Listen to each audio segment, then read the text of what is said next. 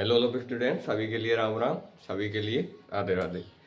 तो आज हमारा टॉपिक क्या रहेगा? तो आज का हमारा टॉपिक रहेगा मनोविज्ञान के सिद्धांत। क्या रहेगा? मनोविज्ञान के सिद्धांत। कौन ने दिया, किसने दिया, तो ये हमारा टॉपिक रहेगा। समझ लो। रीट 2025 के लिए मनोविज्ञान के जो अति महत्वपूर्ण सिद्धांत है। कैसे अति महत्वपूर्ण सिद्धांत? हल्के फुल्के नहीं, अति महत्वपूर्ण सिद्धांत। और उनके प्रवर्तक के किसने दिए, तो उनके बारे में आज हम विस्तार से अध्ययन करेंगे। तो हमारा पहला सिद्धांत क्या होगा? पहला सिद्धांत होगा कि मनोसामाजिक, मतलब एक की जगह हमने क्या लिखा है, दो। हमारी स्टार्टिंग किससे होगी? दो से। तो मनोसामाजिक सिद्धांत किसने दिया? मनोसामाजिक सिद्धांत किसने दिया? तो किसने दिया? एरिक्सन ने। किसने दिया? एरिक्सन ने। मनोसामाजिक सिद्धांत क्या होता है? मनोसामाजिक सिद्धांत होता है कि जिसमें मानव की विभिन्न अवस्थाओं का अध्ययन किया जाता है। किनका? विभिन्न अवस्थाओं का अध्ययन किया जाता है। जैसे शिशु अवस्था, शैशवावस्था, बाल्यावस्था, किशोरावस्था, प्रौढ़ावस्था, सभी का अध्ययन किया जाता है, विस्तार से अध्ययन किया जाता है। उसे हम क्या कहते हैं? मनोसामाजिक सिद्धांत कहते हैं। किसने दिया? एरिक्सन ने। अगला कौन सा आएगा? अगला आएगा संज्ञानात्मक विकास सिद्धांत। कौन सा? संज्ञानात्मक विकास सिद्धांत। इंग्लिश में क्या कहते हैं? Cognitive development theory. क्या? Cognitive development theory. किसने दी? जीन पियाजे ने। किसने दी? जीन पियाजे ने। इसमें क्या है कि जैसे कोई व्यक्ति होता है या बालक होता है, तो उसके विभिन्न संवेग, समझ लो, विभिन्न संवेग, इमोशंस आदि के बारे में विस्तार से डेवलप हो जाता है। तो वो क्या हो जाता है? हमारा संज्ञानात्मक विकास का सिद्धांत किसने दिया? जीन पियाजे ने। अगला हमारा सिद्धांत क्या है? हमारा सिद्धांत क्या है? नैतिक विकास का सिद्धांत। नैतिक विकास का सिद्धांत समझ लो, किसने दिया? कोहलबर्ग ने। किसने दिया? कोहलबर्ग ने। और एक नैतिक विकास का सिद्धांत किसने दिया? जीन पियाजे ने। किसने? जीन पियाजे ने दिया।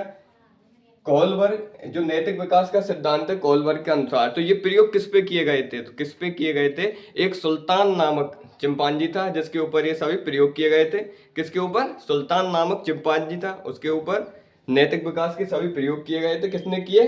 कोहलबर्ग ने। किसने? कोहलबर्ग ने। अगला हमारा सिद्धांत कौन सा आ जाएगा? भाषा विकास का सिद्धांत। भाषा विकास यानी कि हमारे वातावरण से संबंधित जो भाषाएं, जैसे मातृभाषाएं या फिर हमारी जैसे इंग्लिश भाषा है, हिंदी भाषा है, तो इनका विकास कैसे किया जाए, यानी कि एक छात्र को इनके बारे में कैसे समझाया जाए। तो जो इसका विकास का जो सिद्धांत है वो किसने दिया? तो किसने दिया? नोम चॉम्स्की ने। किसने दिया? नोम चॉम्स्की ने दिया। जिसके द्वारा ये बताया गया कि बालक सबसे पहले अपने परिवार से सीखता है। किससे सीखता है? परिवार से सीखता है। और सबसे पहले वह क्या सीखता है? अपनी मातृभाषा यानी कि मदर टंग को सीखता है। सामाजिक सांस्कृतिक सिद्धांत यानी कि सामाजिक और सांस्कृतिक, एक तो सामाजिक एक सांस्कृतिक, दोनों को जोड़ करके एक सिद्धांत बनाया है जिसे क्या कहा गया? सामाजिक सांस्कृतिक सिद्धांत। किसने दिया? वाइगोत्स्की ने। किसने दिया? वाइगोत्स्की ने। जैसे कहीं पे भी अगर सामाजिक और सांस्कृतिक दोनों कंबाइंड में आए तो वहां पे क्या होगा? वाइगोत्स्की। क्या होगा? वाइगोत्स्की होगा। अगला हमारा सिद्धांत 7वें नंबर का सिद्धांत क्या होगा कि मनोलैंगिक। कौन सा? मनोलैंगिक सिद्धांत किसने दिया?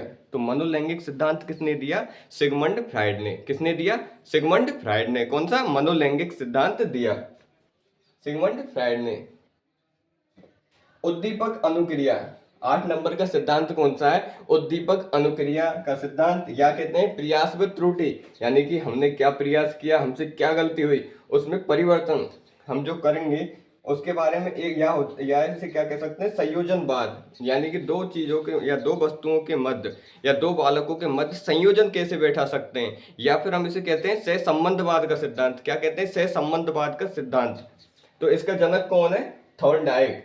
कौन है? थॉर्नडाइक। थॉर्नडाइक के प्रयोग किस पर किए गए थे? तो थॉर्नडाइक के सभी प्रयोग एक भूखी बिल्ली पर किए गए थे। किस पर किए गए थे? एक भूखी बिल्ली पर थॉर्नडाइक के सभी प्रयोग किए गए थे।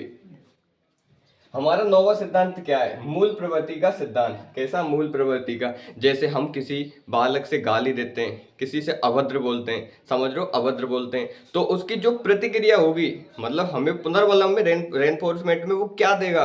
तो मतलब वो उसकी मूल प्रवृत्ति को दिखाएगा। किसको? मूल प्रवृत्ति को। तो ये इस सिद्धांत बताता है हमें। और इसके जनक कौन है? विलियम मैकडोगल। कौन है? विलियम मैकडोगल को मूल प्रवृत्ति का जनक कहा जाता है या मूल प्रवृत्ति का सिद्धांत दिया, जिसके अनुसार कितनी मूल प्रवृत्तियां थी? तो कितनी मूल प्रवृत्तियां थी? 14 मूल प्रवृत्तियां थी। कब दिया? 1908 में। कब दिया? 1908 में। आत्मसिद्धि का सिद्धांत। आत्मसिद्धि यानी कि जो मन की इच्छाएं हैं, समझ लो, जैसे कोई बालक है, उसके मन में विभिन्न प्रकार की इच्छाएं जागृत हो रही हैं, तो जब वह जो जागृत इच्छाओं को प्राप्त करने की एक इच्छा होती है, तो वो क्या होता है? आत्मसिद्धि, यानी स्वयं सिद्ध होता है। वो क्या होता है? स्वयं सिद्ध होता है। तो ये सिद्धांत किसने दिया?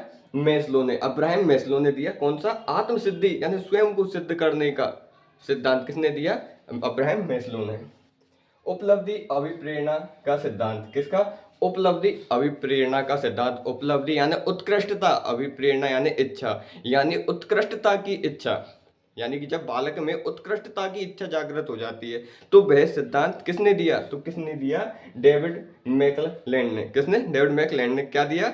उपलब्धि अभिप्रेरणा का सिद्धांत, जिसमें क्या है कि बालक ये चाहता है कि वह सभी में उत्कृष्ट दिखे। क्या दिखे? उत्कृष्ट। क्रिया प्रसूत अनुबंधन। क्या? क्रिया प्रसूत अनुबंधन सिद्धांत किसने दिया? स्किनर ने। किसने दिया? स्किनर ने। क्रिया प्रसूत सिद्धांत किसने दिया? स्किनर ने। इसमें क्या है कि जैसे क्रिया की जाती है, फिर उनके जो पुनर्वलन में क्या होता है, समझ रहे हो? पुनर्वलन में क्या होता है, तो उसके बारे में अध्ययन किया गया था। और इसके जो सभी प्रयोग किस पर किए गए थे? स्किनर के क्रिया प्रसूत के एक चूहे पर। किस पर? एक चूहे पर स्किनर के सभी प्रयोग किए गए थे। अगला हमारा 13वें नंबर का सिद्धांत, सामाजिक अधिगम। समझ लो, सामाजिक अधिगम का सिद्धांत, यानी कि समाज में रह करके बालक कैसे सीखता है। जैसे सबसे पहले वो अपने घर परिवार से सीखेगा। क्या सीखेगा? मातृभाषा। मातृभाषा का उपयोग कैसे करते हैं, मातृभाषा क्या होती है, इसके बारे में वह घर से सीखेगा। तो घर भी सबसे पहले समाज का पहलू बनेगा। उसके बाद धीरे धीरे वो जाएगा, एक वातावरण में होगा, वातावरण में जाकर के फिर वह और सीखेगा। तो मतलब वह अवलोकन यानी देख करके वहां पे सीखता रहता है। समझ लो, सामाजिक अधिगम किसने दिया? अल्बर्ट बंडूरा ने। किसने? अल्बर्ट बंडूरा ने। यानी कि अवलोकन यानी देखकर, बंडर यानी आश्चर्य करता है। वो क्या? आश्चर्य करता है। तो किसने दिया? अल्बर्ट बंडूरा ने। संरचनात्मक अधिगम का सिद्धांत। किसका? संरचनात्मक अधिगम का सिद्धांत किसने दिया? ब्रूनर ने। किसने दिया? ब्रूनर ने। क्या? संरचनात्मक अधिगम का सिद्धांत दिया। अगला कौन सा है? अधिगम का क्षेत्रीय सिद्धांत। अधिगम यानी सीखना, क्षेत्रीय यानी वातावरण। जब हम सीखने को वातावरण से कनेक्ट करके ग्रहण करते हैं, क्या? जब हम सीखने को या अधिगम को वातावरण यानी एनवायरनमेंट से कनेक्ट करके फिर सीखते हैं, तो वो सिद्धांत किसने दिया? कुर्ट लेविन ने। किसने दिया? कुर्ट लेविन ने।